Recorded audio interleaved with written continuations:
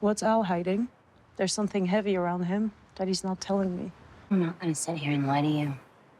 I'm also not gonna say anything if he hasn't. It was very important to us that in a story primarily dominated by males, that the female characters had their own agency and were not just props in the man's storylines. Touché, mon ami. It was very important to highlight how ahead of their time these women were. I'm an ally. I'm just not yours. They succeeded in spite of the challenges that were in front of them. I get why I likes you.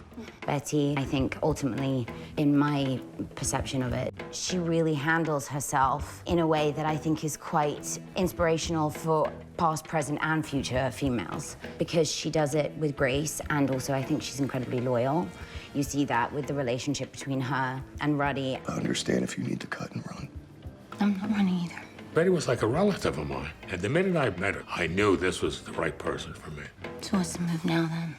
This is Andrea Eastwood, head of casting. She's like one of the only women that had such a high power position. She's a big deal at Paramount. I agree. It was such a boys' club back then. How do you know that? I thought it was really well written to show how she kind of exerts herself in that world and how she does it in such a feminine way. She's really fun, and she shows it in her outfits and her makeup and her hair. I don't know how you stay comfortable in that skirt all day. It's a skirt. What's not comfortable about it? I could talk about the scene forever. I have so many good things to say about that scene. I loved it first and foremost for the relationship between Bettye and Andrea, how they're kind of sussing each other out. So, how'd you start working with Ruddy? I've never seen an assistant this involved in the process. We're both kind of like, did you? I didn't, if that's what you're asking. They were two women that are navigating the world in a very, very different way, but are still fierce in their own right, not just because they were women doing these jobs, but because they were incredible people doing these jobs. How did you become head of casting?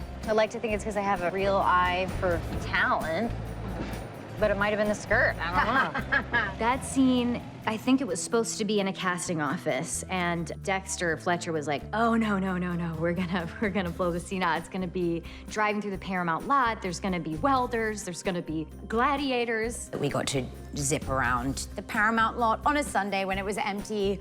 So you fully were transported into their universe. It was a pinch me moment. It makes all my hair stand up, you know? We had another scene where Coppola and Puzo were working on the script. They were artists at the end of the day. They existed based on their imagination, telling stories, creating a world.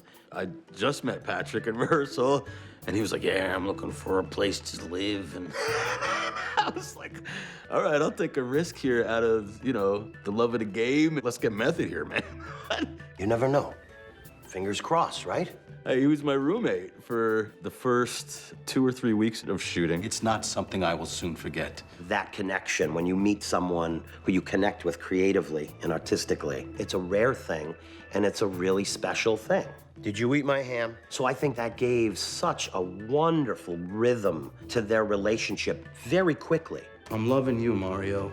And I think it shows. I think that on the screen you see that we genuinely really get along. That was a big risk. He could have been a real jerk, you know, but he was great. He was great. How lucky are we to have been able to develop a relationship that is gonna effortlessly bring itself to set? It's a beautiful gift.